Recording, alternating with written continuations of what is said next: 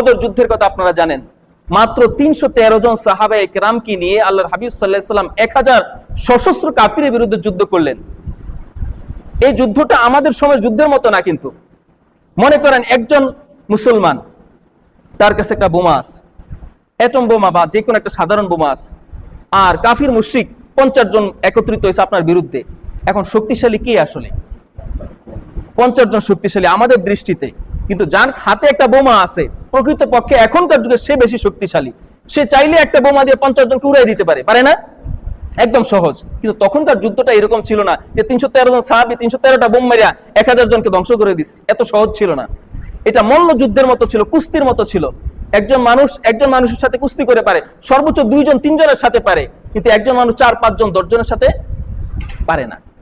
313 জন সাহাবী, অল্প কয়েকজন ছিল তীরন্দাজ, তীর ছিল, 2টা ছিল মাত্র ঘোড়া। কোন কোন বর্ণায় পাওয়া যায় অল্প কয়েকটা উট ছিল, 10-12টার মতো উট ছিল তাদের। আর কাফিরদের 60টা, কোনো মতে 70টা উট ছিল।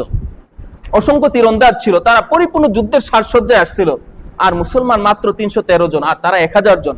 সব দিক থেকে তারা এগিয়ে ছিল।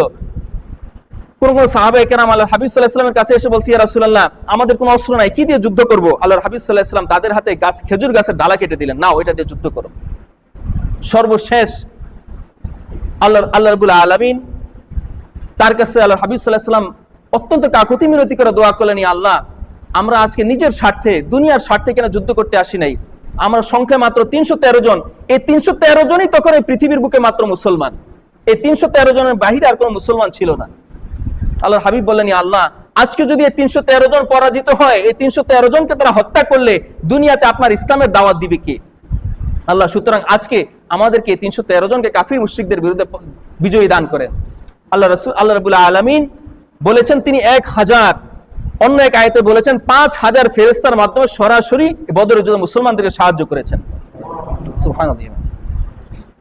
কারণ কি? কারণ মুসলমানদের অস্ত্র ছিল না, সংখ্যায় কম ছিল। এরপরও তারা কেন যুদ্ধে নামলেন? কার উপরে ভরসা করে? আল্লাহর উপরে। আল্লাহ রাব্বুল আলামিন সরাসরি তাদেরকে মদদ দিলেন।